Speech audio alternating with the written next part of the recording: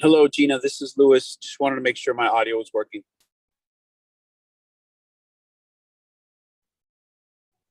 Good afternoon, Councilman. I hear you loud and clear. Thank you, Danny.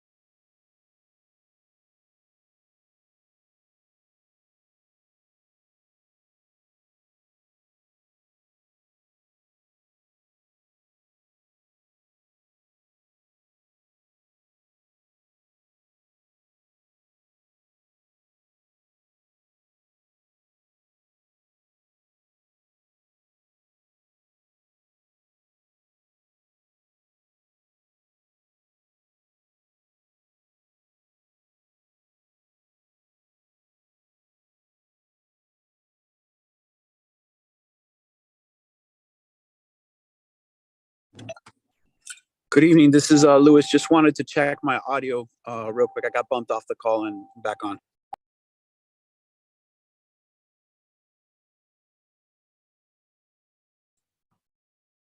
Loud and clear, Councilman. All right. Thank you.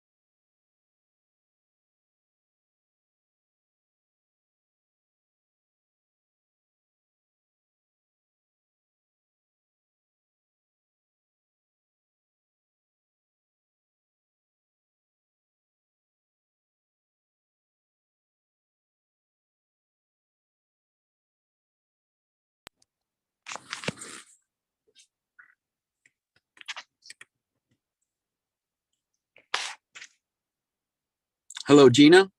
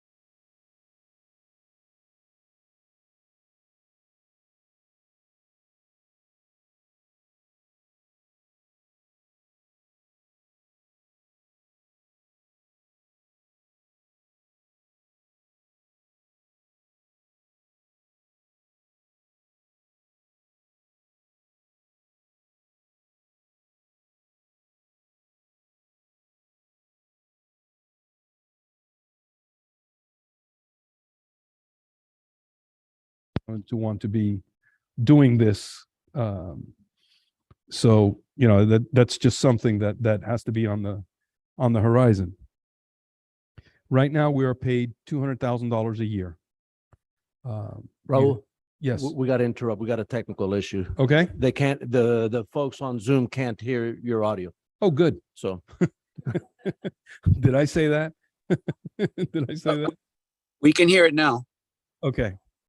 Okay. Of course. Oh yeah, of course. Councilman, how much of what I said did you hear? We started hearing the part where you said that you were paid, I think 200 and something thousand a year, and that's it. We just heard that excerpt, and then that's what manager said. That's fine. I'll pick up right there. We're paid $200,000 a year. You have to. What happens is we have a full-time lawyer in town hall. The town does provide him office space. Lorenzo is an experienced lawyer by now. Lorenzo is going to be taking the municipal government law board certification. There's a board certification just for municipal lawyers, and he's going to be taking that exam soon. Lorenzo's also, from what I understand, also doing a lot of the procurement, and there's nothing wrong with that, and we're not complaining. This is not anything of the sort. We just, I have to pay more. If you think about it, Lorenzo's, a qualified lawyer at $200,000 paying, Lorenzo paying his draw from the firm, paying malpractice insurance, paying taxes, paying everything that we have to pay. That leaves very, very little margin for the firm. We work very hard for the town. I do not believe one of you can claim that you've had to call me twice at any point in time. I get one call and we find a way to call you, interrupt. I'll pick up the phone, tell you, hey, I'm in a meeting. I'll call you back in a few minutes as soon as I can, as soon as I'm in a break. We try and provide the service that we can. We live in this town. I see everybody at church. I see you at restaurants. We pour our heart and soul, and we do everything we can for the town. Far too often, residents get upset because I have to take a position for the town. That's my client, and they think it's personal to them, and that's fine. But I represent the town, and that's my client, and I'm going to represent the town vigorously, harder and stronger than anybody else. Ask our opponents. Ask them what they think. None of them like me. And I'm okay with that. It's not a popularity contest. But when people take on the town or criticize the town, I give as good as I get.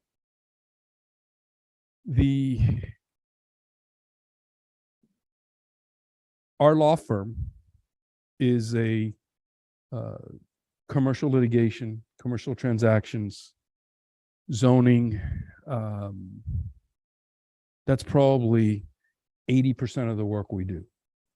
Our typical hourly rate is at least $400 an hour, and that's discounted because I have an office building in Miami Lakes, and we can offer lower rates than people on Brickell or in Coral Gables can.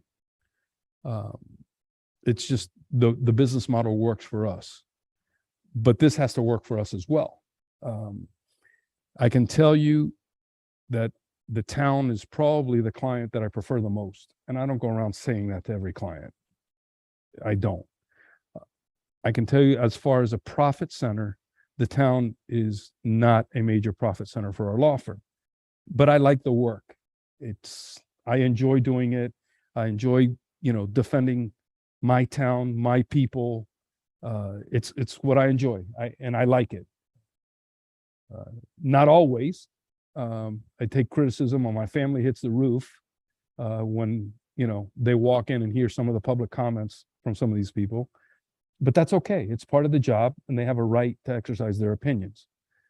My partners get livid when they hear it because they know what's going on and it's their reputation as well. So when I defend my law firm, I defend it just as vigorously as I defend the town, because I've got a staff of about 15 people who work really hard to keep a good reputation. And they don't appreciate the comments they hear, but they're not in the business that I'm in as far as this. And they have to understand that. And I've had the discussion with them quite a few times. We're asking for a $40,000 raise. It's $240,000. I think it's reasonable based on the fact that we have a full-time lawyer here and me as well, and my partners on standby when I need to. I don't think it's over the top. There are probably a handful of firms that really do this in Miami-Dade County. Not the vast majority, but quite a significant number have in-house counsel. Hialeah, some of the bigger cities have their own legal department. So it's really hard to tell what their budget is for legal when you've got outside counsel.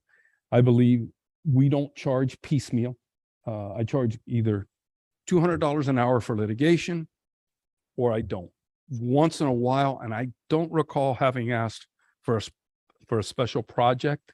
The contract does talk about special projects and things like that. If I'm not mistaken, don't quote me, I think the last special project I did was the charter review.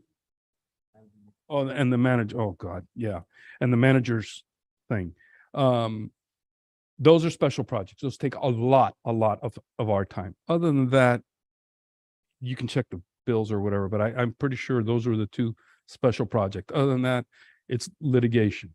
You'll see in this year's budget, there was a significant amount of money for the eminent domain.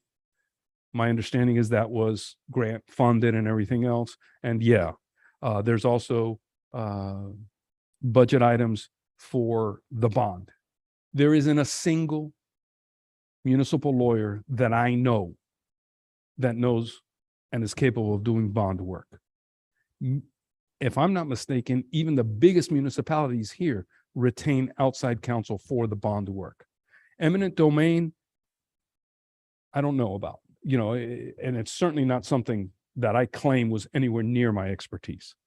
Other than that, we pretty much handle it all. I think the FRS litigation, some of our litigation is paid by the insurance carrier. The PISI litigation, we're paying outside counsel, and I think we're paying $250 an hour, if I'm not mistaken, versus $200 that you'd pay me. But I wasn't willing to take on that litigation once the insurance carrier paid us $300,000. That's a major litigation, and I felt that the Leidecker firm should keep it. The one time that we hired outside counsel recently was for the bridge litigation. In all honesty, I was against that. And I think some of you know that. But in all candor, it was the right way to go. He did a great job. I did not think we needed him at the time, but when he came on board and everything else, I think we made a good team. And I think, it was a good idea in hindsight. I'm not always right. And that's pretty much it. I don't think, all my costs have gone up. Everybody else's costs have gone up. And I don't think it's a lot of money based on where we are. I can tell you right now, I'm certainly not making a lot of money on this. And when I'm litigating for the town at $200 an hour, I've only got so many hours in the day, and I'm missing opportunities on other cases. So that's essentially where we are. Look, I'm not saying take it or leave it. That's not the type of person that I am or what we're here doing, but I would like to see something concrete with a longer termination period, because we have to plan. This town, look, the Weisserota firm, I believe in the last 6 months has been terminated on the dais. That's ridiculous. That's unacceptable. And they haven't done anything that wrong to merit anything like that. Twice they've been terminated on the dais, from what I understand, and that's not okay. And I'm not going to say I'm not willing. It's not something I'm comfortable living with anymore after 9 years. I think that's my look, whatever. That's what I have to say, unless there's something else I need to say. All right, sorry. Thank you, Mr. Attorney. I just wanted to put my thoughts right. I agree with you. I think you guys, for what we pay you, we have extremely competent and experienced counsel that would cost us, I venture to say, double if we had to go to an outside firm. And I also appreciate the fact that both of you are Miami Lakes residents. So everything you do is seen through the eye of a resident, which in my opinion makes a huge difference. So I appreciate everything you guys have done, and I'm going to be trying to make sure that you guys get the support and the longevity and permanence that you deserve. So hopefully we can make that happen at the next meeting. Thank you. So first and foremost, I want to thank you for the paperwork that you sent me. I requested historical data, right, on legal fees. Oh, I still have my AirPod on legal fees for the last 5 years. I know that we've thrown a lot of things on your plate that aren't traditional municipal government things, right? We like to explore a lot of things, and that exploration comes on your back. So I appreciate wholeheartedly, particularly, Lorenzo's legwork. There's nothing that we throw on his plate that he doesn't dive into, and that he doesn't, come back to us with wonderful results. I don't have so much an issue budget wise. I know that everything has gone up, and I know that, things are more expensive, and hourly rates have gone up for all professionals in every industry. However, the contract I do have a little heartburn with. I would never terminate you on the dais. I think that is in poor taste, and professional to professional, I would never do that. But there are certain positions and certain individuals that we work with that they work at the pleasure of the council, and I would hate to put a future council in the predicament of having to work for 6 months with a legal firm that they're not happy with for whatever reason. And I know that many times it's personal and many times it's politics, and it gets super ugly. And I dislike that. I don't like that at all. I don't like it when we talk about the manager. I don't like it when we talk about the legal team. And it's not something that I would ever do. And I know that everyone that's sitting on the dais today is happy with your firm. Like, there isn't anyone that's looking to change. I mean, for the last 9 years, the town has been very happy, but I would feel uncomfortable putting a future council. Now that we're going to have a shift in council members, and there's going to be, changes in the future, binding a future council to having to work with a legal team and giving them 6 months of termination. Unfortunately, that's the nature of the beast. And that we have a great friendship and a great relationship as neighbors, but I have to be totally honest with you. I have zero heartburn with the increase in costs. I know how much Lorenzo works. I see it. I see him here morning, noon, and night. I see him here on weekends. I see him here for special activities and for special projects. And we never call on him that he does not answer the call. So I have no issues with that. But with the contract, I can tell you right now that I won't support a 5-year contract. I just don't think that it's the right way to go. I have no interest in changing our legal counsel at all.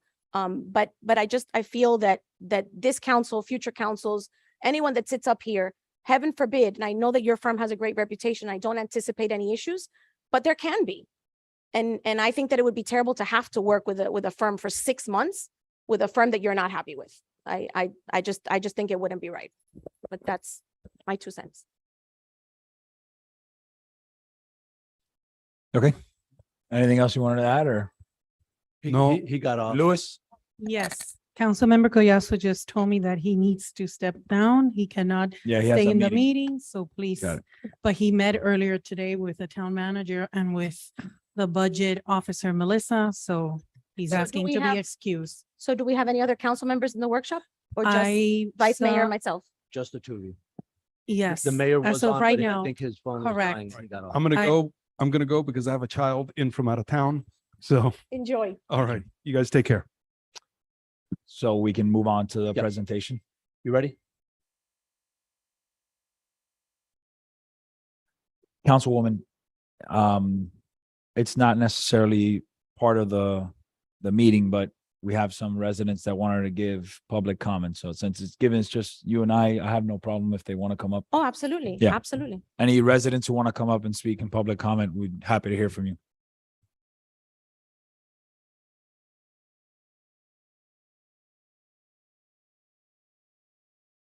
sorry. Martha Mendez, 7,000 Glen Eagle Drive.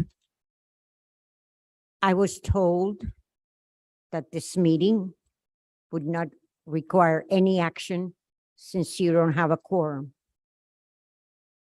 I've listened to a half hour of the discussion from the town attorney.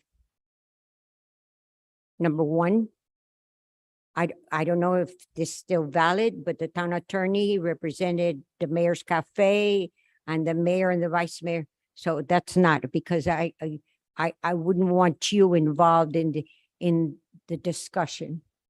Just to set that clear, that is not accurate. Okay, Yeah. thank you very much. That's why I put it out there, just to make sure. Since you're not, this is very few people, you can count them in, I think my toes and my hands are more than enough. I want you to know what the people want. And the people want the rollback rate. 2.11 is what we want. Why? Because inflation is eating us out of house and home right now. I have a 3% on save our homes, but those buildings over there are going to get a 10% increase if you keep the millage rate the way it is. And those people are going to filter it down to those people in the apartments and in the offices and in the little stores. So what you do is going to has repercussions, not just to me. The 3% I'm used to, but 10% to them is very, very telling. The other thing I wanted to ask, if you have so much money available, I want you to put in the budget for next year, a traffic study for Miami Lakes Drive, 87th Avenue and 82nd Avenue, because I want you, the four that voted for the opening of 170th Street, to know what your vote cost the citizens. Because right now we're seeing it on a daily basis. But I want 82nd Avenue in the study also, because that's being affected. And the other thing I wanted to say is what I got here today is what you got. And I cannot work from this. This is not a budget. This is not the way I work a budget. And I understand there's time constraints and not all the information was available, but this is not what I work with. I wanted a budget. If by any chance, Melissa can use a bigger font because I can't read it because it's tiny little letters. When you issue the real one, the whatever real one, whenever that is going to be, September 14th, You can go one more minute, it's fine. whatever I think, I don't know if it was voted or there was no quorum and the special call to move that date from the 13th to the 14th or to the 12th. I still don't know what day it's going to be, the first reading of the budget. The information is not getting to the people. It's changing too fast. I advised everybody on today's meeting, and you can see the turnout is immense. I'm going to have to work my way through the crowds into the seats. Thank you very much. Thank you, Mita. Just coming up. Gina, do I have to give their name and address? Yeah, please. Yes, please state your name and address and welcome. Sorry, my name is Julie. I'm a resident of Miami Lake. I'm sorry, my English, because it's not my first language. I just have a request. I called several times this year, and I have filed for this long time ago. I need at least one more cross guard in Miami Lake K-8 Center and one police. People never stop running over there. The sign from the school is they finish before the school ends. They stop in the street. White Oak Drive is one house before the end of the street. Everything is wrong. My kid going bike and his other kids going walking. And I losing money, stop working every morning, every afternoon, go there before my kid watch the street. And I stop in the middle of the street when the car hurting me because I stop all the traffic to cross the street. If not, they want to kill one kid one day. And I saw the sign on Miami Lake saying they improved the safe for the kids and all the stuff. I just have that request in your budget, if you can add one more police and one more extra cross guard, because we need it. We really need it. And the people don't respect lights, they don't respect kids, they don't respect anybody. Cross guard, I talked to them and they need to go in top of the car to stop in the right place. And if you live here, if you know Miami Lake, you know that happened in that corner. And I don't know who has to do with the light, but that light is the only in all Miami-Dade is putting in the wrong place. I don't know what they want to do, but Are you talking about the traffic light or are you talking about the school signal for light, the school? sign for school.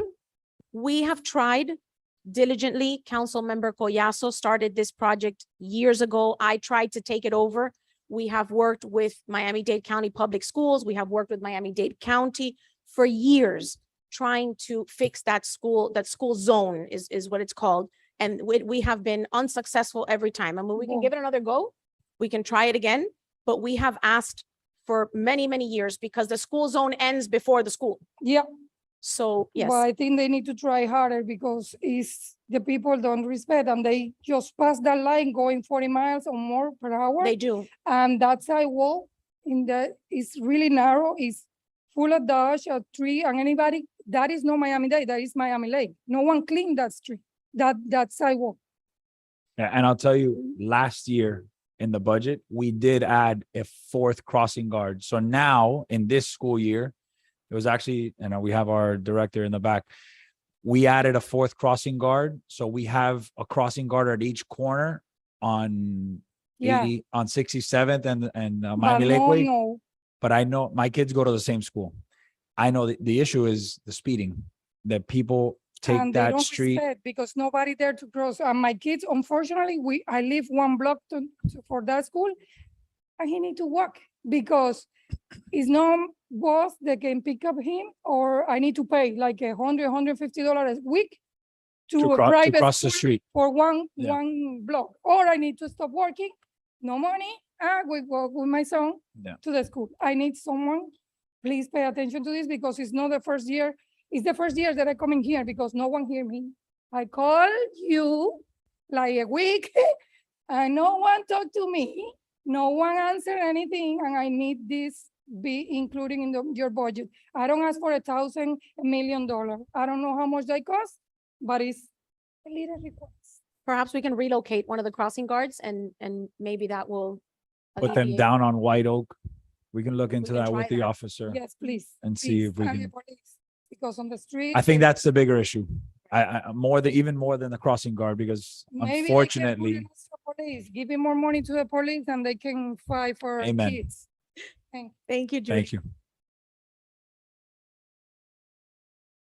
Sir, do you want to speak in public comment?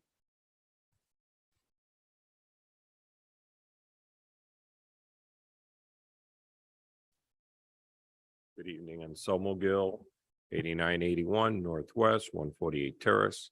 Last time I was here, thank you. I spoke a long time. I won't do that right now. I understand that you're going to be voting on adding additional resources for the police department. I know I'm only one person here. I have a lot of people watching online and others that can't be here tonight. You know, everybody lives in a hectic life.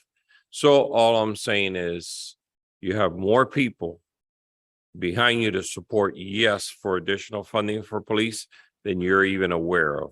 So that's all I wanted to bring to your attention. I deal in the emergency business and I'm here and I got to run to a project. So I won't be sticking around to know how you guys decide or whatever. But as you move forward, please consider the extra resources. I know I've spoken to the major and he's trying to do his best with what he's got at hand, but you guys got to come up with additional feet on the ground and additional eyes. Nighttime is not as safe as one would think. And you're hearing the lady crossing and all these other issues, and 170th with Mita was saying, and man, we're full of little issues. But thank you for trying, and whenever it is that you do decide to vote with your peers, the town does need additional resources there. Thank you and good evening to all. Thank you. I'll tell you, we had after you came and spoke, we had a very lengthy discussion about that issue. So absolutely, it's something that it's on our radar, and we are going to do our best to take care of it. Thank you very much. Good evening. Anyone else from the public wishing to speak? Going once, twice, public comments closed. Proceed with a presentation. All right. So what we have here, we've had up to now 2 sunshine meetings. And just for clarification for those folks who are listening at home, these sunshine meetings are working meetings. They're not an official meeting of the town council. No votes can be taken, no motions, no decisions can be made. What this is a working meeting for us to provide you information. There's discussion, there's questions asked, and you can kind of give direction individually, but as a council, you can take votes and give direction. All of that final action by the council is all done in the 2 budget hearings that'll both be in September. The first one on the 14th, which will be the day right after the currently scheduled council meeting on the 13th. Then the second one will be approximately 2 weeks later. Those are the 2 decision points. That's where decisions are made by the council. All right. Excellent. So next page. So what we have here is the 3rd and final sunshine meeting. The first meeting was only committees. The second one was only. That's it. Your time's up. Okay, You can't speak. gotta go. The second one was only the general fund, and now this is the 3rd and final one, which is a compilation of all of the funds in the town. So in here, we have the general fund. You'll see revenues and expenses. You have the special revenue funds, like the local option gas tax, the PTP, our tree ordinance, micro mobility fund, which is a new one that deals with the scooters and the bikes and those, mobility fee fund, special revenue fund, impact fee fund, building department, our debt service fund, stormwater utility, facility maintenance, and our capital projects fund. Next one. So here is just the breakdown of the general fund revenues in a visual. Obviously, we all know that the lion's share of the general fund is funded by ad valorem is the biggest source for the general fund. Some of the other larger ones is intergovernmental revenues, utility taxes, and the Fpl franchise fee. Those are the largest contributors to the general fund revenues. So next you have ad valorem this year, the tax base increased by 9.7%. So what that represents at the current millage, to leave the millage flat, that represents an almost $800,000 increase in revenue to the general fund. The half penny sales tax increased $254,000. Utility taxes increased $245,000. The largest increase was in electric utility tax. That's primarily due to FP&L's rate hike that they implemented. There's a residual effect in here that means more revenue to the town. The water utility tax and the gas tax.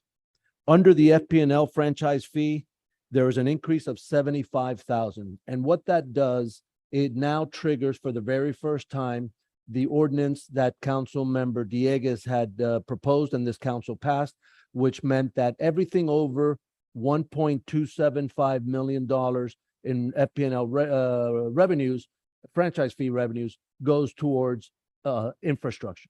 There are limited things that can happen, and you'll see in a minute. So that's $125,000, and you'll see how we're proposing that 125 get split up. Municipal revenue sharing, that was actually a reduction from last year. And communication services tax was also decreased, and you'll see some more slides here in a minute showing that. Mr. Manager, just to stop you on this, because it's funny when you start looking at this, how when you start balancing the scales, right? The ad valorem increase, but then you go to the police increase, and it's almost basically a wash. Yes. Then you have the utility tax increase by 245, but then the municipal revenue decreases by 237. Then you have the franchise fee increasing by 75, but then you have the communication services by 71. So, I mean, we're almost in the exact same place once we have all these. Yeah, the marginal increase, you'll see it's probably not as great when we talk about somebody hears, oh, ad valorem, an extra 800,000. But there's things that are eating that up, Okay. based on some of the commitments that we have. So the next slide is a bar chart that shows the tax base. For the first time in town history, we've exceeded the $4 billion mark in and property values. The next one is the proposed millage rate. Now, ours is proposed. It happens to also be our current millage rate, and the other millage rates on here are the millage rates that these communities have for this year. But as you can see, we're in the top 4 or 5 of the lowest millage rates for municipalities in Dade County. The next is a bar chart that shows the historical trend of millage rates. We color coded the last 4 or 5 years in blue just to indicate that those are unchanged. The color doesn't mean anything other than the fact that this council is elected to keep the millage rate flat for the last since fiscal year 19. The next bar chart talks about ad valorem taxes. Some of that you saw already. The total ad valorem revenue to the general fund is just over 9 million. The next one is a graph. Yes, his dollar. And what this is a depiction that we won't like to put in the budget. We had it in a different representation, and now we have it with a dollar bill based on Councilmember Diegues's recommendation. What this is for the average home in Miami Lakes, which has a taxable value of $237,000. How does their tax bill get split up? Right? Because people always think we're the closest to them, and they think that all of their taxes go to the town, and that's actually the furthest from the truth, right? So if you look on here, out of this example's tax bill, 40%, over 40% goes to Miami-Dade County. Almost equivalent, almost 40% goes to the public school system. It's not until the third highest amount, which is the town. We only have 12.75% of a property owner in Miami Lakes. Only a little over 12% goes to the town for our town resource. And if you really do the math, right? Because all of our ad valorem taxes go to pay the police contract, Miami-Dade County's police contract. So our 12%, essentially you have to add it to the Miami-Dade County's 40%. That's 52% of your tax bill goes to Miami-Dade County. That's one way Because to we look at it. get zero from ad valorem in our pocket or in our coffers to use for improvements for the town. So it's Right. essentially 52% of ad valorem taxes. All of your ad valorem taxes on our end go to pay the police. Yeah. I'm it's not almost saying we should. 100%. I think it's something we should continue to do. And that's why we don't roll back the millage rate, because if we did, then we wouldn't have enough money to pay for the police contract every Right. year that it increases. So it's funny that we have that breakdown, but it's not really 40. It's 52% goes to Miami-Dade County. So the next pie chart shows the same thing I showed you there in a different way, and it's a more of a visual that shows the pie chart and the split out of an average home in Miami Lakes. The next one is the half penny sales tax. It's the number there. It's kind of blurred in with the last bar on that chart, but it's 2.809. And that's an increase of almost $300,000 from last year. Well, actually $250,000 from last year. The next the revenue source is the communication services tax. This one is a declining. We've already seen this trend for several years. This is because many people are doing away with their landlines, their telephone landlines, et cetera. A lot of people are going to voice over IP, even in the homes. So this is a revenue stream that we expect will continue a downward trend. The next item is the state revenue sharing. This is an estimate. There was in this current year, there was a big amount. That was an estimate this is an estimate that the state provides us of what the expectation is. I believe, Melissa, correct me if I'm wrong. This current year, there were a lot of federal money that the state shared with the local governments. That's why the current adopted budget, it looks like a spike. Yeah, so it's an aberration. If you look at the current number and just kind of forget about that one peak, this is following a trend line there that is on pace. So just one question. Last year, around this time, was the estimate roughly similar to what the estimate we're getting now? And then we had the spike, or were they anticipating an increased amount last year? This as was well. the adopted budget. So they had, this was based on an estimate that the state gave us. No, but I'm saying for the 22 was 22 adopted, adopted, right? So that was the an estimate that we got at this time last year, was the this, estimate was this. was similar to the 843. No, it was this 1.08. So they had already anticipated the increase. Right. Okay. So what was do you have a projected for year-end projection on this, for this one item? To see if it actually. No, I held? just want to know if there's a potential for an increase, or is this something that they're pretty spot on their No. estimations? Obviously, budgets are always, we're going to get as close as we can, but I I believe, think traditionally the state has underestimated. and the state actually, they give us an estimate, then a couple weeks later, they give us an estimate. That's why some of the numbers in here, those who maybe saw some of this in the previous sunshine meetings, some of these have been tweaked because the state Right. is giving us updates and usually through the end of this month, right? Sometimes through the end of August, they're still Yeah, tweaking it's some of their possible that numbers I may get another update. So I believe this is the third one that we've gotten. So from the state.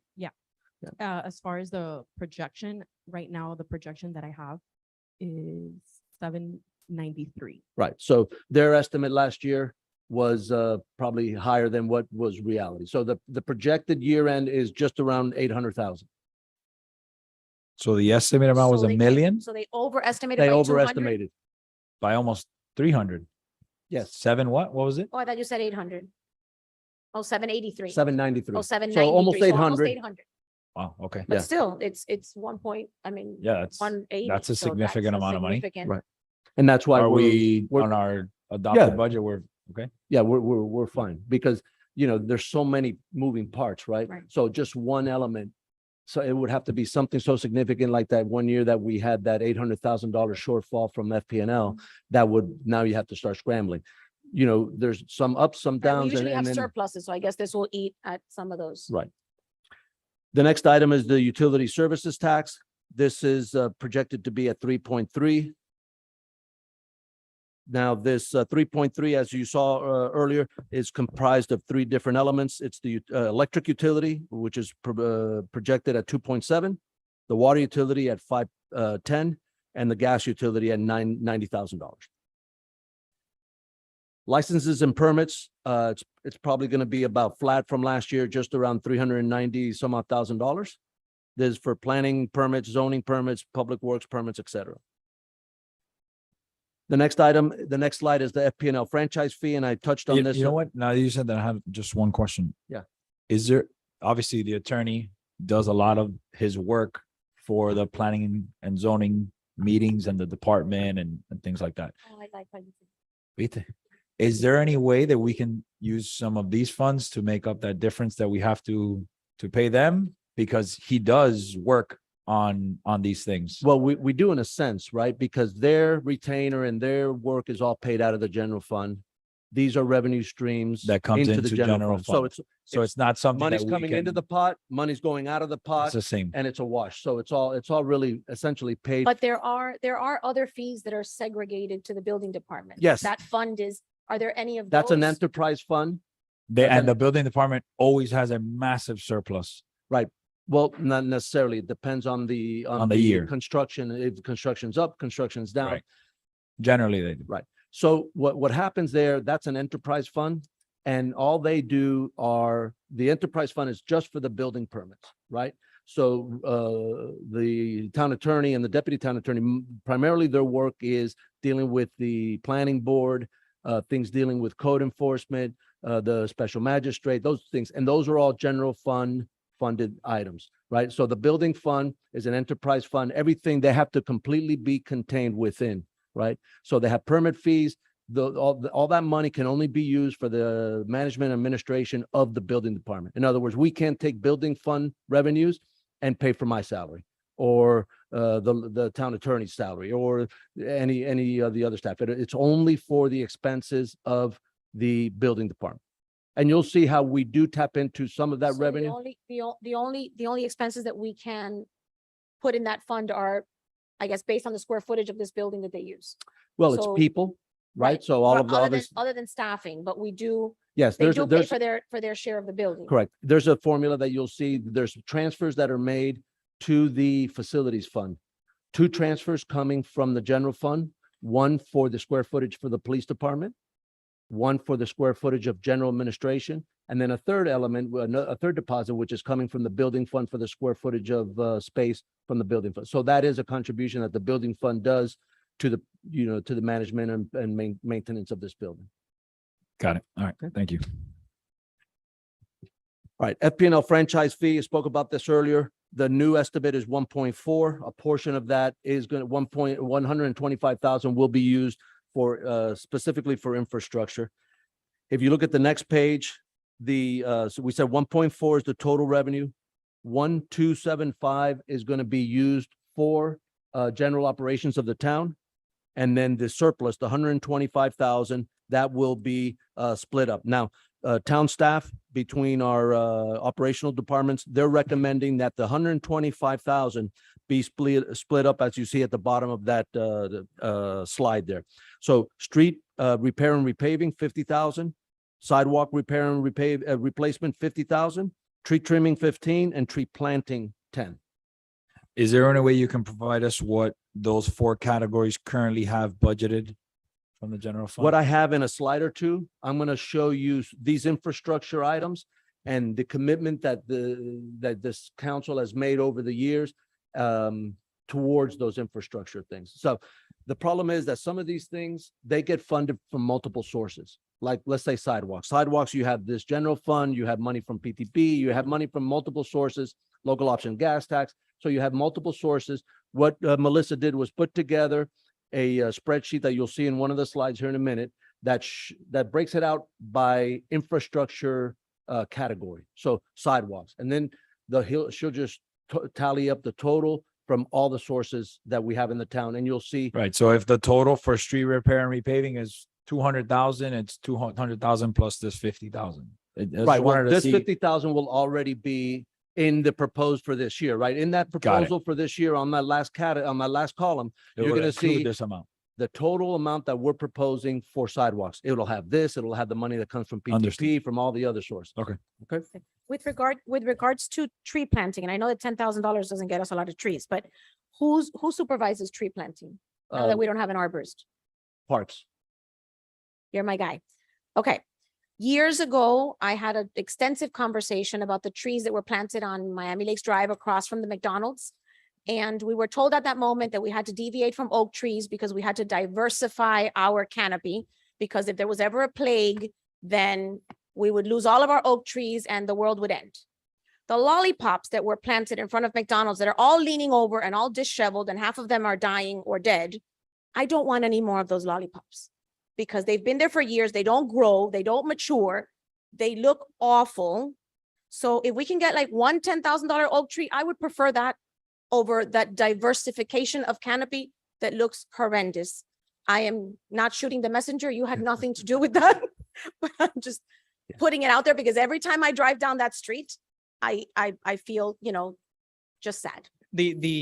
And I received the comments and I understand that. The only thing with those, there's a majority of them that are seasonal. So you'll see them take a little hit. It's been 5 or 6 years. I've yet to see them flourish. What's So a season? I'm not sure what The five-year cycles. Yeah. What's a 5 year season? I cycles don't- and a month. 5 year Never cycles seen and a a month. season and Yeah, now what I can tell you, they did use some of those lollipops with the reforestation project in West Lakes.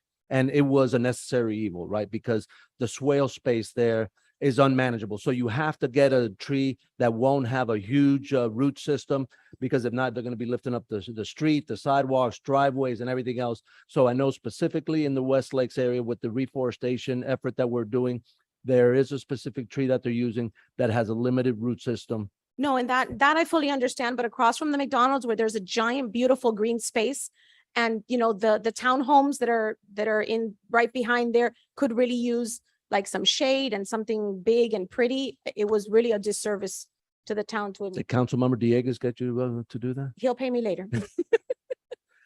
All right, so that's what we recommend as far as the breakdown, and that's based on professional staff recommendation on how to split the 125. Now, there's going to be another bite at the apple, right? Because the increase in FP&L utility tax and FP&L franchise fee is as a result of the rate increase by FP&L, right? So that started in January. There's normally like a 60 to 90-day lag for us to see the revenue streams. So we believe that in this current year, even though it's only going to be 3/4 of a fiscal year, there's a chance that we may exceed the 1.275 in this fiscal year. So where you will see that is in the carry forward. When we go do the carry forward in January or February, you're going to see if it does result in an over $1.275 million, you're going to see what that excess is. And then where we recommend that because then that's restricted money. You have to use it in one of those 4 categories. And then we'll do this again. When you in the carry forward, you're going to see what our recommendation is if there is a surplus there in the January or February to allocate towards one of these 4 categories. Okay. Under expenditures. All right. These are the pie chart that shows the expenditures. As the Vice Mayor mentioned a bit ago, a big chunk of it, rightfully so, goes towards public safety and the police department budget. We have a lot in administration, parks and recreation, and public works are the major categories here. The total general fund budget is $19.5 million, represented by that last white colored bar chart or bar on the bar chart. Significant changes in the general fund expenditure side, right? So we had salaries and benefits. In here, we have what our recommended COLA is. We're recommending a staff COLA of 8%. We're also recommending a merit bonus similar to what we did last year, ranging from 0 to 2% based on employee performance. And just as a point of information, the CPIU, which is what we based this recommendation on, for Miami, Fort Lauderdale, West Palm Beach area was 10.6% for the previous 12 months. That's as of June, because they'll come out with a new number as of the end of August, but we won't see that number until sometime in September. But the previous 12 months as of the end of June was 10.6, and that's what we basing this recommendation on. We also saw a percentage increase on the FRS rate. It went up about 100 basis points. And that's started July the 1st. And here's a highlight, a positive highlight. Health insurance, believe it or not, we were able to get a 10% decrease in our premium. And this is how, and Cynthia Alejo, our HR manager, working together with our broker has been incredible. So we have United Healthcare, and United Healthcare had come back with a fairly aggressive, right? Because in the original iterations of this budget proposal, we were estimating, because we were kind of driving blindly. We were estimating, we threw out a number of 10%. And then as the whole process matured, now we were kind of fine tuning it and we knew better where it was going, right? So we were starting with a plus 10%. When United Healthcare came back with their renewal, it came back at, I think, 3.4, somewhere in that neighborhood, 3.4, which is great number. But Cynthia and the broker didn't stop there. They kept going. They put it out on the market. Cigna, who we had for many years, except for the last 2 years, Cigna really wants our business back. They're the ones who came in with this 10%. Actually, it's about 11%, but we want to be a little conservative. So we're only budgeting it at a minus 10%.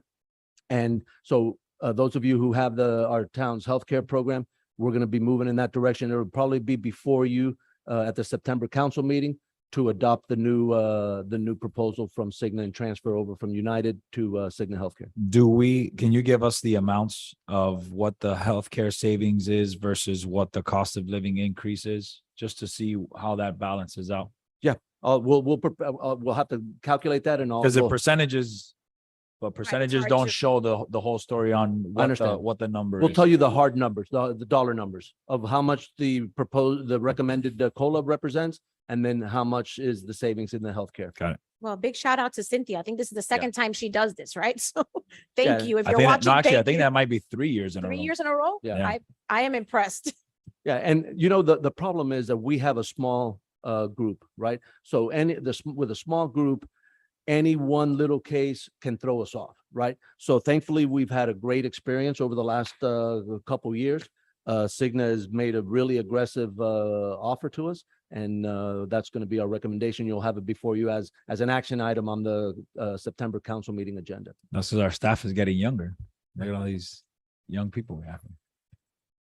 The next page, the police, as we've spoken about already, the contract increase is $858. Now in there is going to be some things that I'm going to talk to you about in a minute, dealing with some of the recommendations that is coming from the police department, and some analytics that they put together and metrics and recommendations on. So that's the total cost, which includes overtime, and that's going to be one of the components that we're going to talk to you about. The next item, the next bullet on this page is the town attorney. As directed last time, we, at least for budget purposes, for dollars, we put in the $40,000 proposed increase, so that at least it's funded based on the decision that you guys will make in the renewal of their agreement. All right, the next item is the committees. At the very first Sunshine meeting, all the committees came before the council members that were here present, and these are the requests, which total $70,600. And the direction at that time was put them into the budget. So all the committees requests that they made, they're all here in the proposed budget.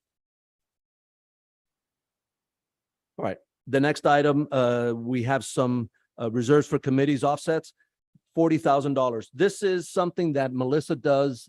There's a $40,000 revenue and a $40,000 expense. It's kind of like a wash with each other. And what that is to cover for donations that committees receive throughout the year.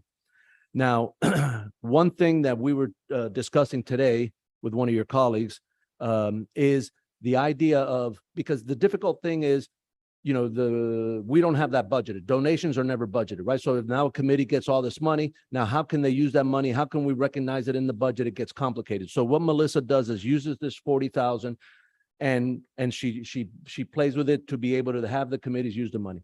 One alternative that we talked about today, which is a pitch that we're going to recommend to you when we actually have the ordinance. I haven't talked to the town attorney, so he may tell you, hey, we can't do that. But what the idea, the non-legal idea that we had, is to have a provision in the actual ordinance that you're going to adopt to approve the budget. You're going to have two readings of it, first hearing and second hearing, is to have a provision that any donations or contributions that committees receive, that I administratively have the authority to amend the budgets to put those into the committee budgets. So that way we don't have to have this. This would be an obsolete provision. We can remove it. So that'll be something that you may see after we get a chance to discuss it with the town attorney. If that's doable, I think that'll be a cleaner and less complicated way of accounting for the donations that the committees receive throughout the year. So get your wheels spinning, and we'll talk more next week about it. Let's see if that's something that's doable.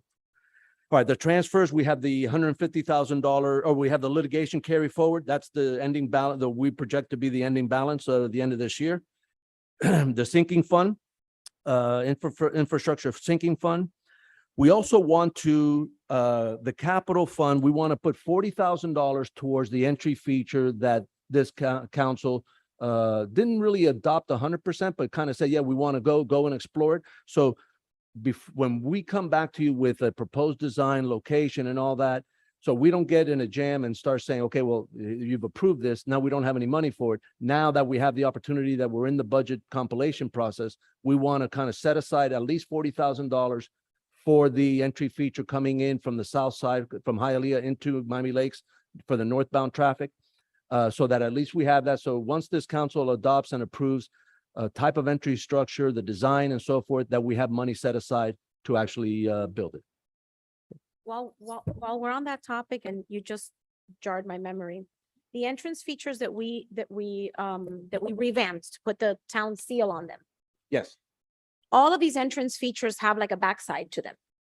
Is there any way that we can put a seal on the backside as well, so that they're kind of I like, believe the seal part, not the actual face that says welcome to Miami Lakes, but the seal part is two-sided, or is it one-sided? it's on it? I mean, it's kind of like a solid concrete structure with a little, rivet on the top, and we put a seal on that.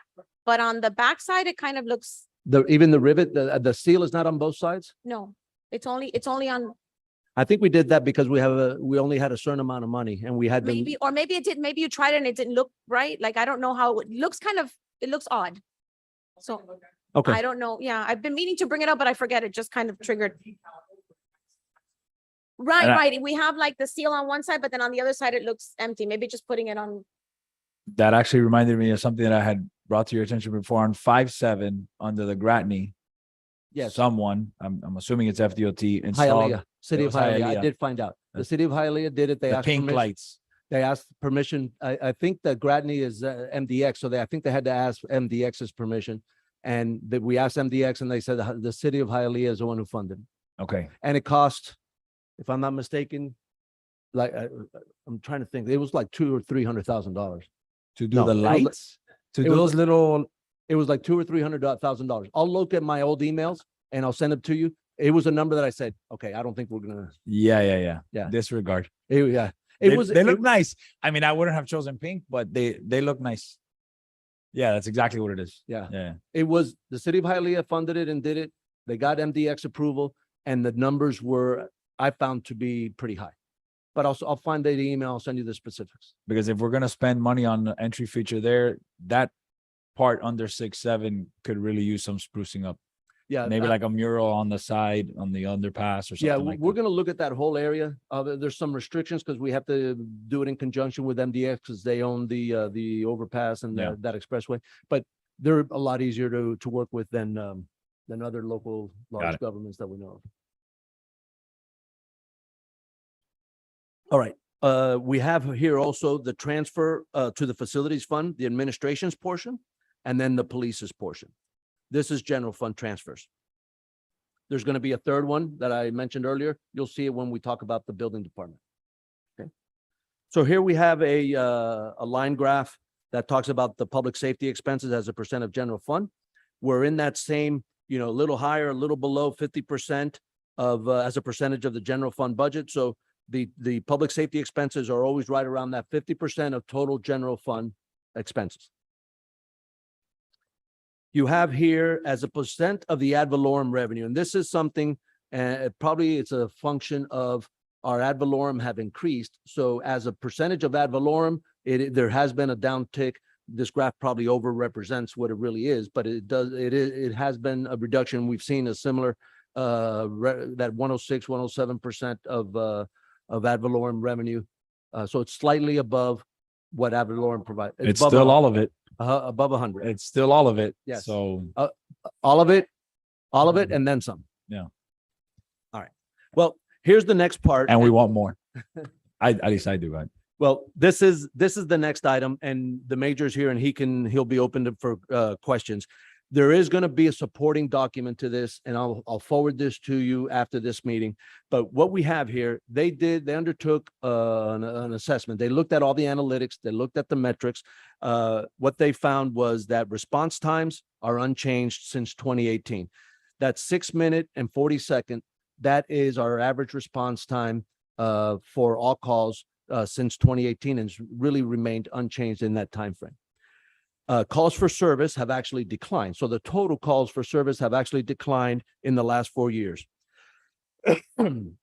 The calls holding over 30 minutes, right? And obviously any call that holds, that's put in a queue and holding is a non-priority call, right? So if it's a priority call, they tell officers that are on non-priority calls or they call Northwest, if it's a priority call, like somebody, us being assaulted, somebody with a gun, so anything of those natures, then they clear officers that are on non-priority calls and they send them right away. But if there are, all the officers are tied up on calls and then there's another non-priority call comes in, they put it in a queue and they wait for somebody to clear up. All right.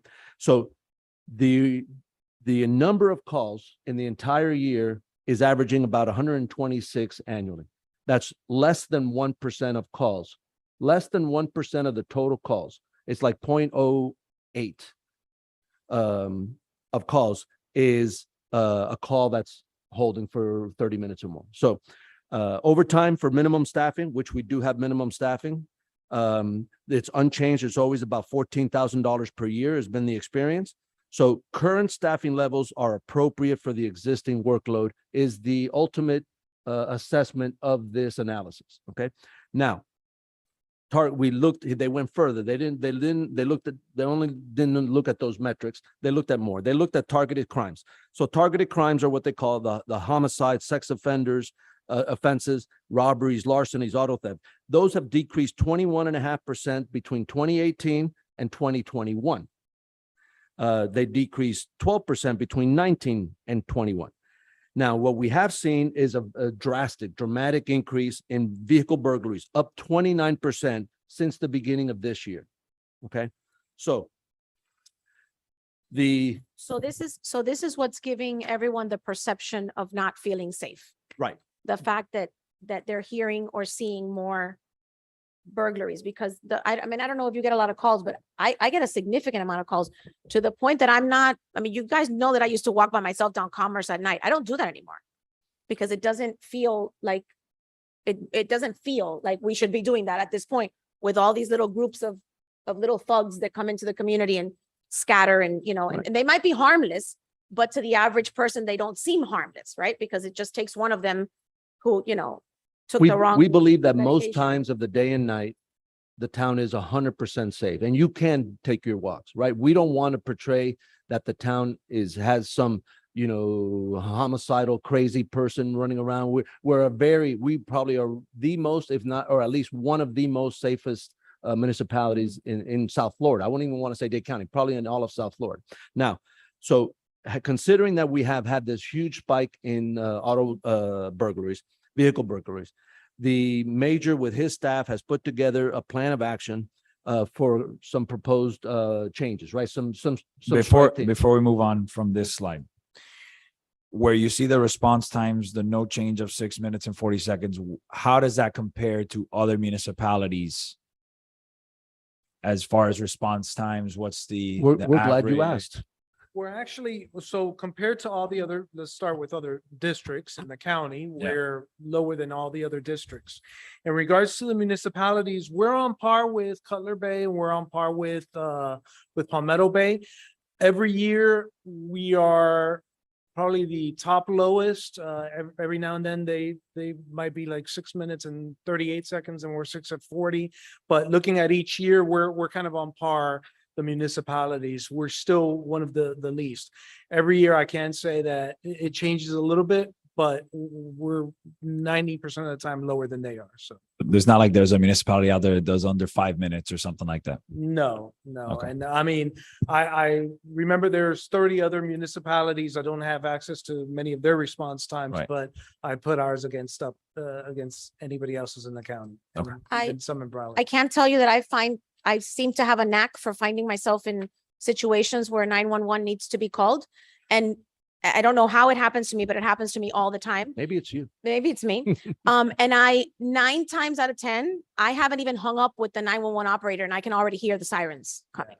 So I don't even think I've ever waited like a minute. Like if someone falls on the street or if there's an accident in front of me, like it's almost instant. By the time that you get all the information to the operator, you can already hear the siren. So I don't know where the 6 minutes are coming from, because what I've experienced is way, way under that. It's an average. It's up and down, and a couple of times. One of the things that's interesting is, I want to say about 20 years ago, it actually was around 6 minutes, but it used to be slightly lower.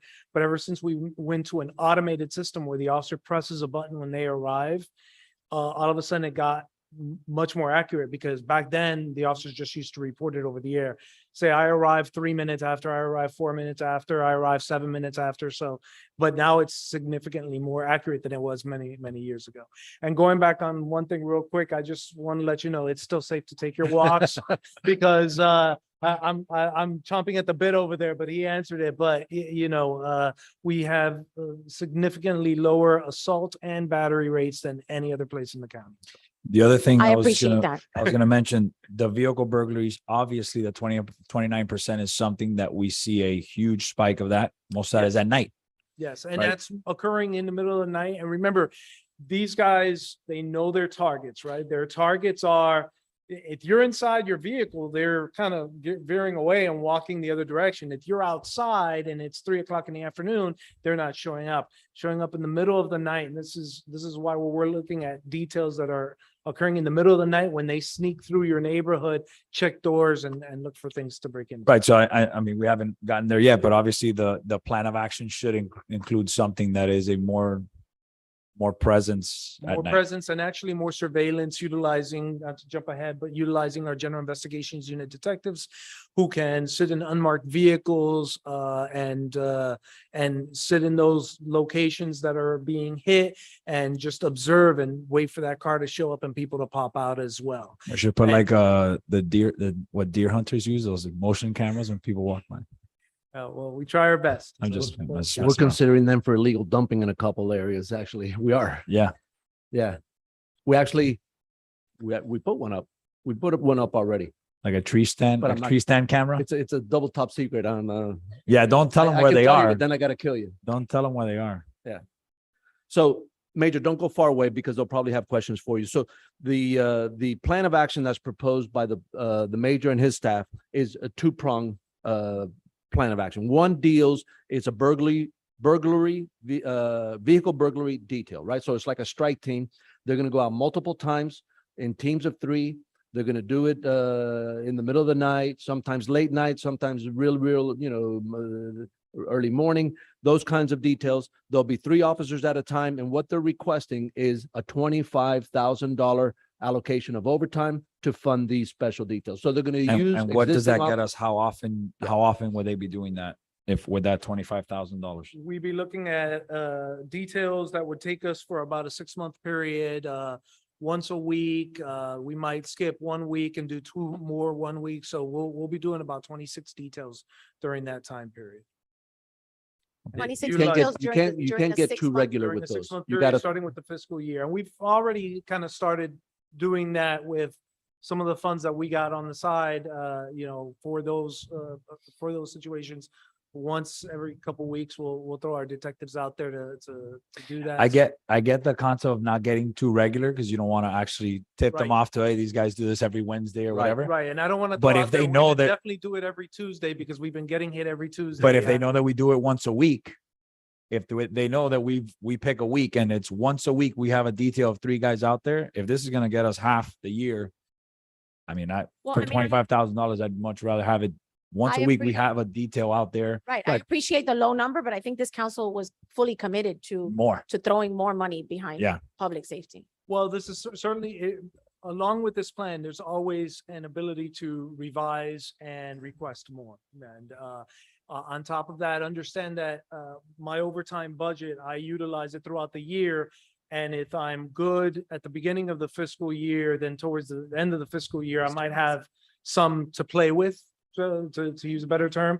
And so that's when I'm going back to the town manager and saying, hey, we're good right now, or I need an extra $5,000 if possible. And then they allocate and try and look for what they. But I would almost, So- to the councilwoman's point, I would almost be of the mindset to increase this to 50 and then make sure that we have What- that detail. Absolutely. And Yeah. he's going to get to another part, or I can just jump to it. But along with these 26, we're also looking at a traffic enforcement detail as well. And so this is also promoting high visibility police patrol out there because we have our officers out there now running radar in certain locations, and they go hand in hand. A lot of times by placing officers on 87th Avenue, 67th Avenue on the main corridors, we're able to show visibility so that when the people are driving through our town to go from one place to another, they see the police officer running radar and they go, let me drive safely and continue on and go hit someplace else. And that So the traffic enforcement detail, is that something that is targeted during the day or at night? that Different will be mostly evening hours, depending on, where we're getting complaints and but 90% of the time it's on the evening hours, main corridors of 87, 67, 82nd Avenue. On behalf of Miss Adrian Sharon, please don't forget Fairway.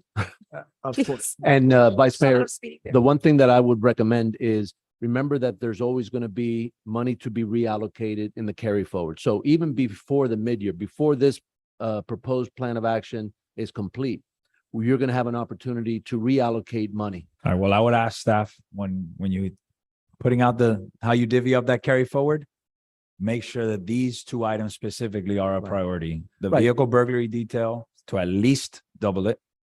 and the traffic enforcement detail to double it as well, because if we can do during the day and at night on the traffic detail, because the speeding, at least the ones that the residents see, is at night, is during the day. And one other thing that I like to point out is we are constantly looking at crime rates and we're constantly looking at things. So for example, we may hit vehicle burglaries and they may go significantly down, but now we all get an increase in residential burglaries that are occurring during the day. So this allows me to come back and say, Mr. Town Manager, can we allocate some of these funds, change things over, go to residential burglaries, develop another crime plan, so on and so forth. So we have to remain, when it comes to these type of plans, we have to remain fluid in that respect so that, whatever request I come with, he can adjust accordingly. We just want to give you the proper funding I so appreciate that money Thank is you. not, at least money not be the issue, right? That's With- never with- been an issue. Right. So we're doing good. Thank you. On And I- behalf of my guys, thank you. I believe the major agrees with me. This is, it's probably not the end all, right? This is the starting point, Correct. right? So we attack this, they continue to monitor the progress to see what the trends are, are the break-ins reducing and so forth? Does he have to shift over to a different plan of action and those things? And that will give us a second bite at the apple in February or whenever we come back to you with But the. at least the vehicle burglary detail is in line with what we wanted, which is more bodies on the street at course. night. Yeah. And that's really what I think we need to focus on, is putting more bodies, more officers, more eyes on the road and on the street at night. That's the biggest issue. Yeah, and the traffic enforcement detail will accomplish some of that too, right? Because even though they're going to be a high visibility, they're going to be in marked cars, some of that enforcement will be in the late night hours, because I know I have heard complaints from people that live like on the western edge of Royal Oaks in the northwest, that a lot of people on 87th Avenue, they come through, they're racing through on 87th Avenue in the middle of the night. So some of this traffic enforcement will occur at similar times to the other vehicle, the other action, the other detail. It won't be undercover or surprise, but it'll be high visibility and they may go away. So there'll be some overlap between these two efforts. So another thing that I've received a lot of phone calls about, and I keep telling everyone to be patient, because we technically still are at the beginning of the school year, and parents still haven't really gotten the hang of it. I've seen about an accident per day since school started. There was a horrible accident today on 154 and 82. Yes. I mean, it was horrible. I heard it and it was bad. People are asking if we can have, and I know that we have a lot of police presence in the morning in that, kind of heart of where the schools are kind of being let out. But the complaint is that in the afternoons, right, all of those streets are backed up and you can't move. And that's a reality. Right. Like I have to time my lunch, and if I have to go to the bank, like I can't leave my office within a certain time frame because the streets are it's just congested. I always tell everyone that calls me, well, let's give the schools a little bit of time to get in the hang of it, right? Parents, grandparents, they need a little bit of time. We're still technically, starting week 2. So it hasn't been that long. And I don't think that we have enough officers to do what residents are asking, which is to have officers in the afternoon do exactly what they do in the morning, which is kind of like, guide the traffic. And if there aren't enough people, exiting from 82 on to 154, they kind of stop it and let the cars go by. So right now, 82nd Avenue backs up, 87th Avenue backs up. I don't think that we have enough men on the street to make that happen, right? Well, you mentioned a statement in there that I'll click on, which is guiding the traffic, right? When you have 1,000 cars in one small contained area, it's kind of like the volcano in your backyard. We can prepare for a hurricane, but you can't prepare for a volcano. Right. So there's Now- no place to guide them to because they're Right. just stuck. So, But in the we're- morning, so we're in the trying- morning, it's significantly better with the With work the with the officers that Right. that are there. And the reason why is because what we're trying to do is guide them so that they don't block intersections and block those intersections. And we're trying our best to do that. As the school year progresses, a lot of it has been focused more towards the morning to retrain Mhm. people, and afternoons at the specific schools to ensure that they're not parking on the grass, to make sure that they're not lining up. Mhm. As the year progresses, you'll see a lot more of our officers transitioning in the afternoon to 154th Street, hopefully in order to help guide that, in order to keep those intersections unblocked and make sure that everybody is orderly and we're guiding them correctly. Yeah. Okay. Is there any way that we can do something like that with a specific traffic unit that's not necessarily an officer, but similar to a code enforcement personnel or someone that's We- like a traffic we- specialist. We currently have 4 traffic unit officers. 2 of them are in days and 2 of them are in afternoons. Now, the 2 that are on days are being utilized mostly in the mornings in those specific positions, and the 2 that are in the afternoons are being utilized sporadically during that time period. So for example, right now, they're showing up early in order to assist with school, Bob Graham school. Right, but my the Saturday thought night. process was more And- if, and I'm sorry to interrupt you. Sure. If there's any way we can get similar to what crossing guards do, or we have, and maybe it's retired officers and they don't have to go out on calls, but they are specifically in charge of the traffic calming and the traffic guidance, where it's not necessarily a uniformed officer, but it's someone who's specifically assigned to traffic. And that way we keep an officer on the road to answer calls, and then we have a traffic. So what we've Professional. utilized in the past are public service aids for certain things like that. However, hours, we have one on afternoons and we could utilize them for certain intersections as well. That's something we can explore, but if a traffic crash goes out, these are the people that usually go and handle the traffic crash so that the uniform are available for criminal calls and things like that. So maybe we can look into adding more public service aids. We could look into that, obviously with the cost of, I would venture to say, at this stage of the game, I'm not sure if utilizing more public service aids, bringing them a full 8-hour shift for a public Right. service aid for a period may of time not, that's about an hour might not necessarily be. Well, the crossing best guards, utilization. do shifted work, right? They come in the morning and we pay them. But remember, there's a safety issue as well with using people outside, like Of the crossing school. guards or, our public service aides, our police officers are in marked vehicles with blue and red lights. They are issued traffic vests. Sometimes they don't wear them, but they're issued traffic vests, so they're highly visible out there. There's a safety issue involved in just getting people, bringing other civilian personnel in. Yeah, I'm just thinking of a way to address the issue without Yeah, and it may burning be, an officer. like the major said, sometimes it's, it's a time frame there of an hour or two at certain crunch times, right? So That's maybe really what it is. maybe It's a short period of time. Maybe the answer is a little extra overtime money that scheduled Shift change. overtime, like Yeah. somebody who's getting off at 2 can stay till 3 or 4. Now you pay, like at the end of a shift, because nobody's going to come in for an hour of overtime. Right. But they A may- shift They change. may stay over or Yeah. come in early, and if there's some kind of so let us work through it and see if there's an And opportunity.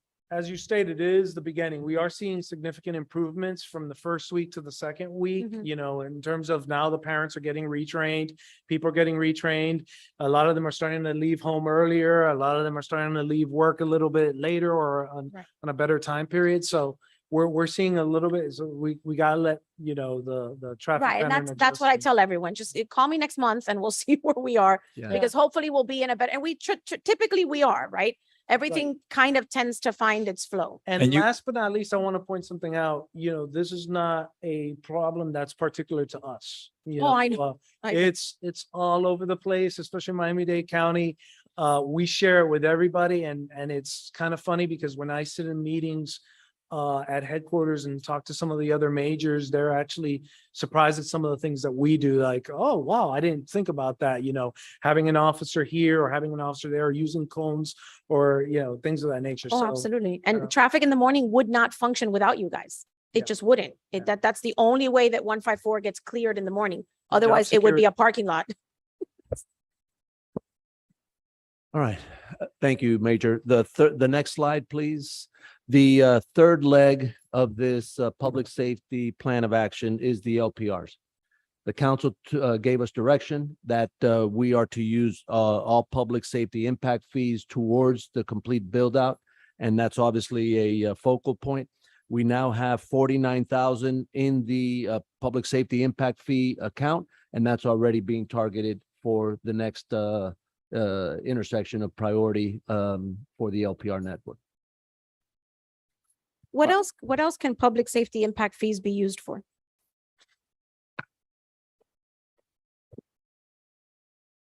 We've been using them for LPRs.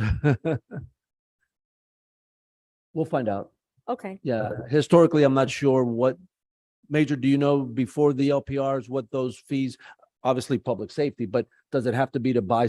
I don't think that you can use that to hire more people. I don't think it's for personnel costs, but it's for stuff. Huh? Go ahead. Capital. It has to be for capital Yeah. expenditure. That's what I thought. All right, special revenue funds. Under this section, we have so now we're done with the general fund, okay? This next section, we have these list of funds. We have the local option gas tax, PTP, the tree ordinance fund, the micro mobility fund, which I told you is a new one dealing with the scooters and the bikes and the wheels, the mobility fee, special revenues, impact fees, and the building department that we've already touched on a little bit. Okay. Here's a pie chart of it's $11.5 million in special revenue funds, and this is the breakout of the major areas where these special revenue funds are contained. This next page is something that I wanted to kind of highlight, and this is what I told you earlier, this compilation of by infrastructure category of the funding that has existed and what we're proposing from all different funding sources. Okay, so the first one is streetlights. There's a big plan that's part of a project that is carrying over from this current year that we need to finish. We are proposing to put an extra $65,000 towards street repair than was adopted in last year's budget. Now, this is, when you look at last year's budget, this was what we adopted at the beginning of the year. Remember that you guys made a commitment to infrastructure items and the carry forward, that you put a lot of money towards the curbing, street repairs, sidewalk repairs, and so forth. So that's not accounted for because that was a one-time injection into those categories. So what we put on here was the adopted budget and then what we're proposing for this year. So we made a big impact on sidewalks. So we're tweaking down a little bit on the sidewalk repair because we made a major impact with the money that you dedicated during the last year's originally funded and then the carry forward money. And then everything else you'll see there, we are on par with, and this includes already, Melissa, this already includes the Fpl franchise fee money, right?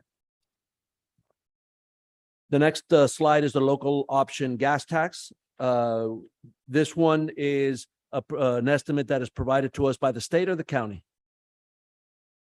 This is the state, I think. State, yeah. Kay's back there shaking, yeah. Now, the next slide, it gives us a little bit of, we are projected to receive $385,000 in this current fiscal year. We have 26,000 there that are sitting there that we're going to carry forward. And from here, we're going to have sidewalk replacement money, ADA compliance money, sidewalk pressure cleaning, road repairs, pothole repairs, striping, and traffic calming devices. And that'll balance that funds budget. The next item is PTP 20. PTP, from the total pot, you have to dedicate no less than 20% to transit. You can dedicate 100% of it to transit, but you can dedicate no less than 20% to transit. Okay. So last year we had kind of moved it around because we had some transit projects. We had changed it and had 25% in transit and 75% in transportation. This year we're going back to the standard of 20/80. Okay. So the next slide will give you the breakdown. We're projected to receive in PTP 20, $372,000. The freebie expansion grant, $171,000. Advertising from freebie, $7,000. And then the carry forward that's in this year's budget, moving forward into next budget is next year's budget is $120 is the projected amount. So from here we pay remember this is transit. So from here we pay the freebie service, $415. Bus shelters, the repairs and the insurance. Any traffic studies dealing with transit, we fund from this line. We do pay the salaries of the transportation planner gets paid half from PTP 20, half from PTP 80, right? And the model that we had before when we had Mike Sias, we modified that a little bit, all right? So what we're gonna do is we're now in pursuit of more of an entry-level transportation planner. So this person is not gonna be somebody who is super seasoned that will come in at a high cost. It'll be somebody that is maybe 2 years out of college, 3 years out of college with some experience, but that person will work under the tutelage of Susana Alonso. So there'll be a two-person planning department. Susana will handle most of the land development stuff. This person will handle especially most of the day-to-day transportation related things. And this person will report to Susana, and we believe there'll be a salary savings there to be able to accomplish that. Okay. And the next slide is the PTP 80. We're projected to get 1.4, almost $1.5 million. And the next slide, this is how we plan to allocate that money. The 1,197,000 will go towards 59th Avenue. These are more for capital projects as opposed to transit projects. Funding for our match for the Park West bicycle and pedestrian, that is the one along 146th Street, Carlos. That's 146th Street. Yeah. Oh, the bike, that's right. The protected bike lanes. Right. Okay. These are our matches for a lot of these projects. A lot of these are grant funded projects that we have a local match, and these are the matches for those projects. Street light utilities, that is the actual utility for our street lights. Then the second half of salary and benefits, this also has the administrative expense, transportation studies, bike path repairs, and then a small amount that is left over in contingency. Mr. Manager, you have a transportation study here of 50,000. Is that something that you guys already identified that you're gonna do, or is that just a? No, because these line happen, item? these happen all the time, that a study has to be done. So we always allocate money towards these studies. We have a certain amount allocated, a certain amount of money allocated in transit, and then we have a certain amount of money that we allocate here under the transportation PTP. So, and if it's not used, then it goes to another line item in the transportation? It'll fall into reserves, into the last line contingency reserves, and then Got it'll it. just get pushed into next year Okay. to be reallocated. Tree ordinance, the black olive, this is a small amount. This is just when people come in and they pay they want to get rid of a black olive and replace it with an oak. This is What are we charging for that now? 5,000, Jeremy? So this is one?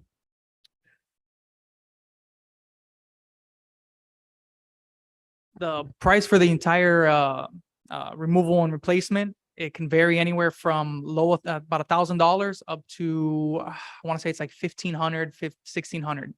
Okay, per. So per tree. Yeah. Okay. Per We don't tree. get that many.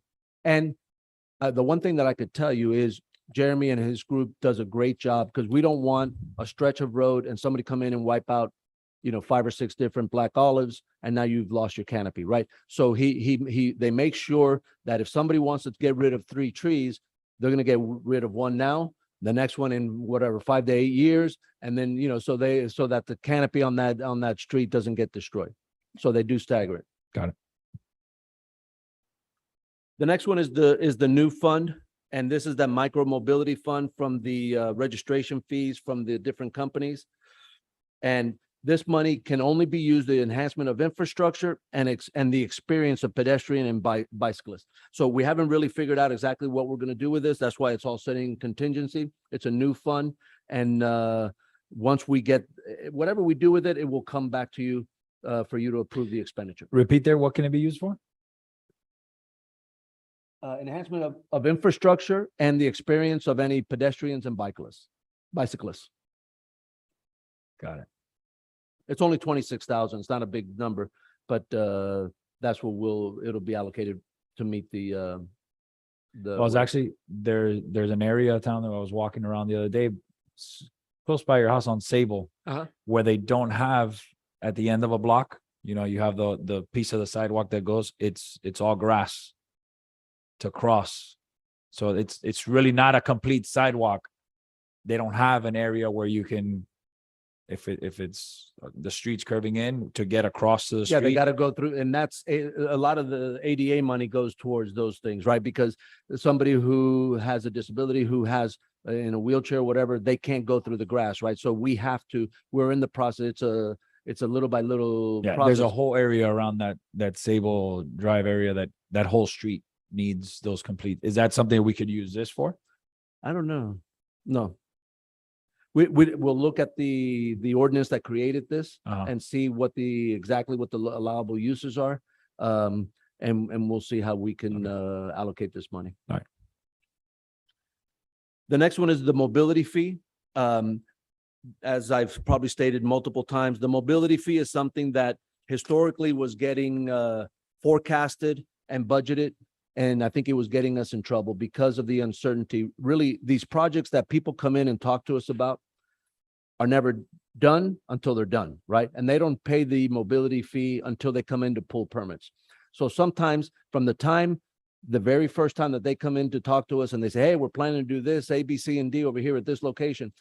In the past, I think we've been taking that as it's going to happen and then start budgeting mobility fee. And it's gotten us in a little bit of a jam. It got us in a jam with 59th Avenue for sure. So what I've asked our staff to do is not allocate mobility fee until we actually have the dollars. So even though we know a project's in the hopper, it's moving through the process, but not until the mobility fee is paid for them to for allocated. So the only amount that we have projected, we're going to have some carry forward from this year, and almost all of it is going to go towards 59th Avenue.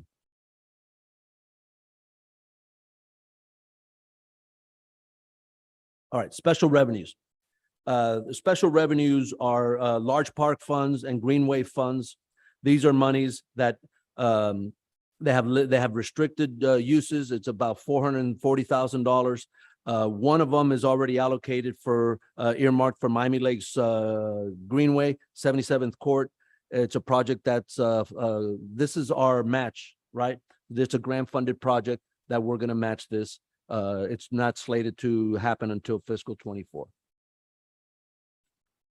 All right, the next one. I know I've asked this before, but I just want you to refresh my memory. These funds cannot be used for the Optimist, right? Correct. All right, the building department fund is, like I said earlier, it's an enterprise fund. So it's self-contained. It's almost like its own little government, right? So the money that goes in can only be used. Go ahead. They can be used for the pickleball courts at one of the parks. Or is that not a new park? The biggest brand new. It's not a new aspect to an existing park. Right. Right. You guys and your restrictions. Okay. I'm just messing with you. All right, the building fund, we have the revenue from building permits, loss plans, violation fees, interest from the cash that we have, and then the projected carry forward from this year's budget into next year's budget. We also have a separate, like a standalone part of this fund, which is the technology fund. So we have when people come in and pull permits, they pay the regular building permit fee, but then a portion of that is earmarked for technology. Okay, so that is where, for instance, the upgrades to the hardware in the building department, the being able to the Track It program that they use in there, the upgrades to that. That's where a lot of this money is used for the technology only within the building department. Okay. As far as expenditures, it's pretty straightforward. We have personnel costs, administrative expenses. The third item here is the building portion. So by square footage, 61,500 goes from the building fund towards the expenses of this facility. Operating expenses, capital, we have one item that we're going to explore, which is electric vehicles. We've been after this to try and transition to get rid of these old dilapidated old police cars and move into electric vehicles. This amount is not to purchase. Our plan is to be able to leverage the money more and be able to lease 2 or 3 vehicles instead of buying one. So that's our plan, is to dip our big toe in the water this year finally and get into the, and at the beginning, we're going to have to not only lease a couple vehicles, but also have the charging stations. So there's going to be a little bit of a capital expense up front for the first ones for the charging station. And that does that include code compliance as well, or is that a separate? Code cannot be done out of this fund, because Okay. this is only the building department. Code, even though it's under Danny's domain. Yeah. Danny has, part of his domain is the building fund, part of it is general funded items like code enforcement. Got it. All right, the next page is the technology expenditures. We project 71,000 in operating expenses and 95 in capital, and then the rest will stay there in contingency until we're ready to spend it. It cannot go somewhere else. The 95 in equipment and software, is that going to be to enhance the software that we have right now? Yeah, it's for software and hardware. So Software and sometimes it's like, for instance, the big screens to be able to look at plans and all of that hardware. So it's software and hardware. It's improvements to the track it system for, and I believe that they're going towards using some of this money to people who apply for BTRs and things like that, that they can improve that process. Because we all love the software, like really, I mean, as a user, I have to make a phone call to pay my BTR because I can never get the software to work. So if we could use this money to improve the software, it would be fantastic. I know Well- you have that same issue when you look for permits and stuff, but the software is really horrible. All right, the next slide is the impact fees. The first, we have the park impact fees. There's 2 parts to this: park improvements and then park open space.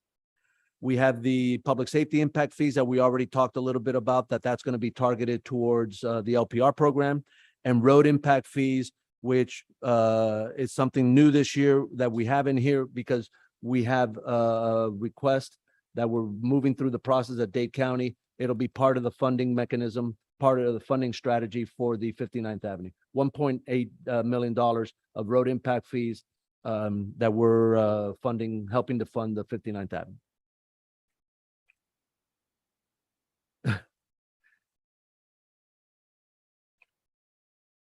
All right, the next slide shows the breakdown under the park improvement part of this. It's only $7,000. We don't have a project earmarked for this money. It's a small amount. I don't think 7,000 will build a pickleball court. Use the lighting vendor, squeeze them.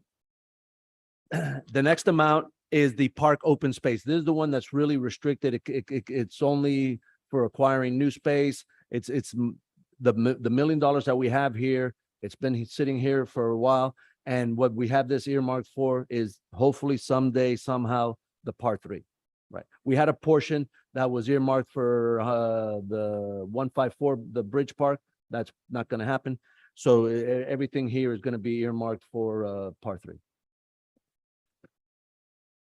Public safety, as we talked about, there's 49,000 in there. All of it is going towards the LPR network.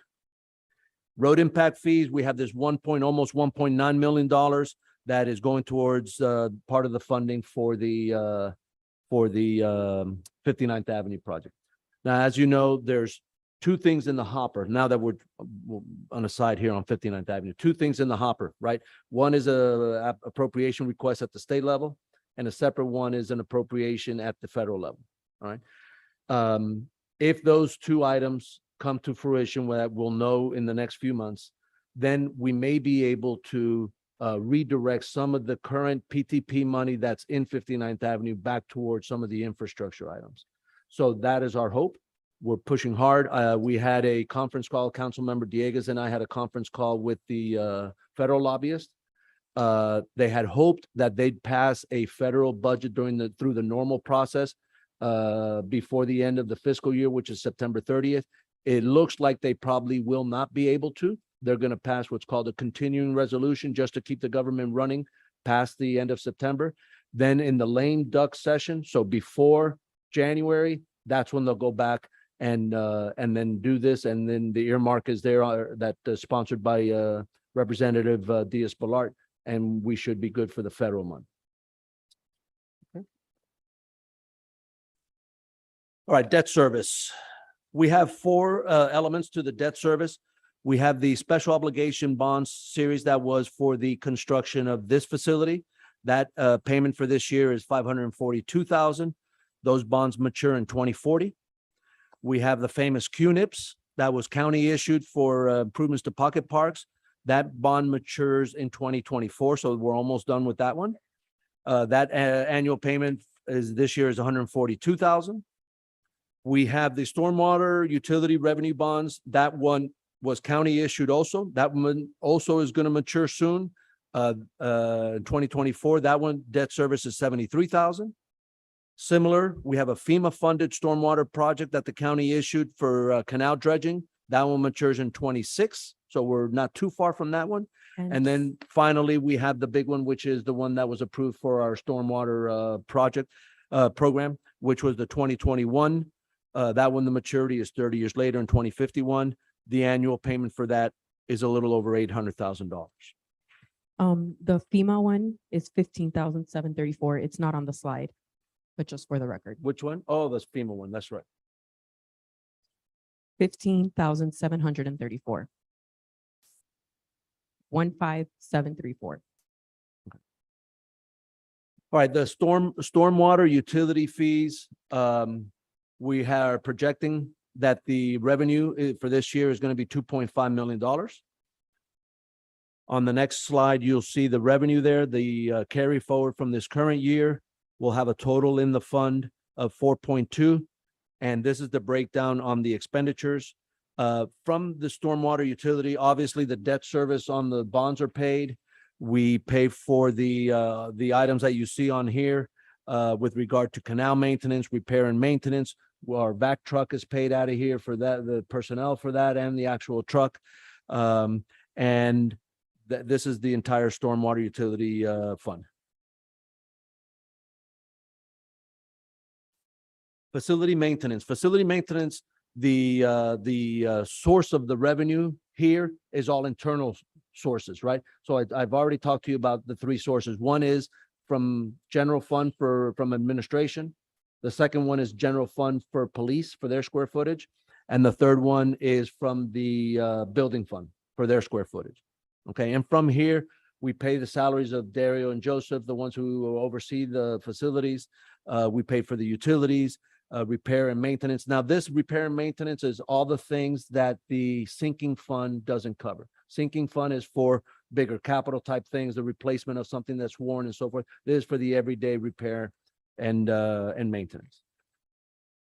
Capital projects, these are all probably all known to you. We expect $5.5 million in grants. The PTP money, well, you've already seen in the previous slides, PTP 80. General fund, the $40,000, that's the money that I asked to allocate for the entry feature. Road impact fees, that's the money that's going towards the 59th Avenue. The local option, most of these things you've seen there already. This is just the recap of all of the capital projects. On the next page, you see the parks and facility maintenance capital projects. You see a listing there of all of the actual money that's in the capital fund already for all of those. The next page, you see the transportation capital projects that we have there. Street lighting, safe routes to school, the curbing of right of ways, a small amount there. We did a great job with the money that you allocated last year. Can I stop you to go back to the previous slide real quick? Sure. The generator at Royal Oaks Park, we have 525,000 for That that. was a federally funded project. Okay. I don't, was it FEMA though? I don't remember the agency. Was it FEMA or Department of Energy or? But that was money that we got from the federal government. For for that specific project. Because there's a generator there now, but it doesn't charge the whole building. So we got a bigger generator that's going to replace the current one. Okay, Because it's our backup EOC, right? okay. So for emergency management purposes, this new It's either here generator, or there. Huh? It's either this building or that. That's our building. backup. This Right. is our, Correct. but if this building gets hit or the roof falls off, we have a backup location. That's the Royal Okay. Oaks part. So what the generator will do, it will power the entire building. Okay. So it's a larger one and it's not been easy to get this accomplished. I can Even though they awarded the money, the whole process of getting the agreements and everything has been challenging. Okay. But I think we're getting close, right? We're about to award the design of the project soon. There you go. Thank you. There's light at the end of the tunnel.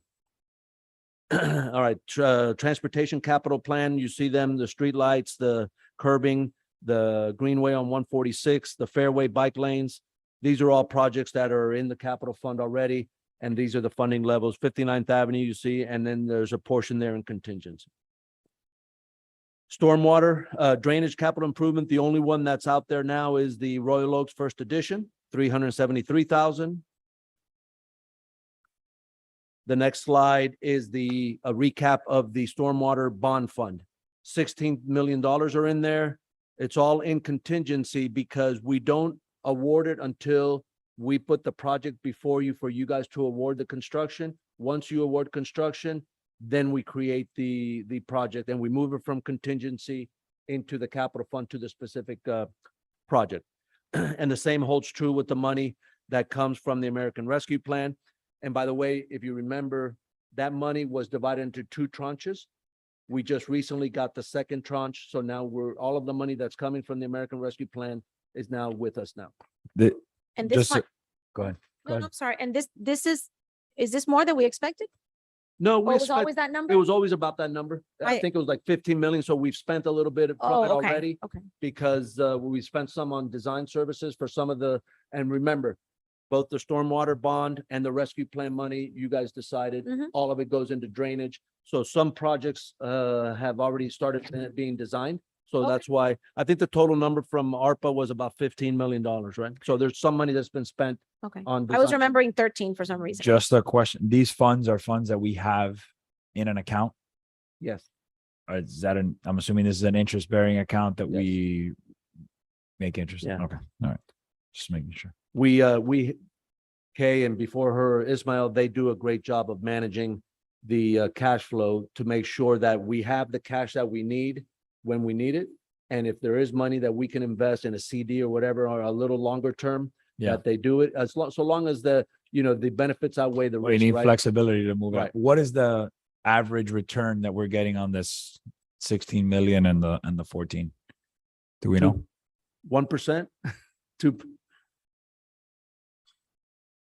I don't want to put you on the spot. If you guys should just It's Find out it's and let us very, know. obviously because of the demand that we can need it at any time, we're not going to invest it in long-term money. clearly, We're not yeah. going to invest it in risky money. It's all in either money market accounts, CDs, some in just regular accounts.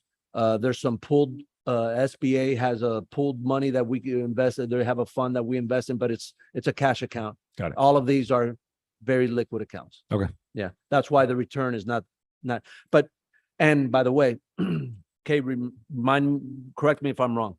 Like this portion, the stormwater fund portion, by default, the 16, even though we pool our cash together on a spreadsheet, we know that 16 million is from stormwater, and the interest from that has to go back into the stormwater account. Is that?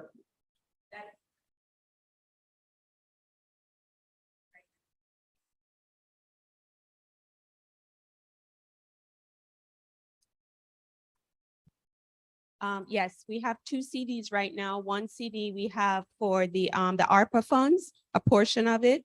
And the other one is for the bond as well. And as the manager said, all the interest is allocated specifically to those funds. Yeah. Yeah. And Carlos and Public Works, they are doing an incredible job. They early on, I don't know if you remember, but he reported to you guys with the timeline of these projects and everything. And the first project the commitment was shovel in the ground before summer. And they did that with the first project that was there just north of Bob Graham. They've really done a great job because not only because they do great work, but we have to do great work because both those programs, the ARPA and the bond, have timelines. You have to complete a certain percentage of the projects by a certain date, and they're really hustling to make sure that those we accomplish and we're not in default of either one of those programs. All right, the next thing is the infrastructure sinking program, sinking fund. We have this year's allocation of 150,000. We have from prior years unspent money that we're pushing forward 312,000. And then below are some of the projects that we have earmarked for this fund from this year's current budget, the AC here in Government Center, the second AC at Royal Oaks, the cabinets at Royal Oaks, resurfacing and epoxy the floor at the youth center, the cabinets at Mary Collins, and then we will still have 332,000 for allocation to other capital improvements. And that's it. The next thing is the FYI, as we've had from our budget calendar early on in the spring, the first budget hearing will be Tuesday, September the 14th. And the second budget hearing will be Tuesday, September 27th. Actually, that's a misprint. It's Wednesday, the 14th. Sorry, Melissa, didn't mean to call you out. So if you remember in the past, probably when you guys first came on the council, the budget here, at least the first budget hearing was usually lined up at the same time as the regular council meeting. For the last couple of years, this will be either the second or maybe the third year that we've kind of split them out. And I think it causes us to come here more often, but the nights are not marathon nights till La 1500, as they say. So that's why we split them out. This will be a meeting that will be dedicated solely for this item. Okay. Thank you. All right. So we'll see you in a couple weeks. All righty. Great And job, Melissa. You guys Thank did you. give us some homework and we'll recap, and Melissa was taking notes. So the things that you asked for follow-up information, we'll put it together and send it to you so you have it before we meet again.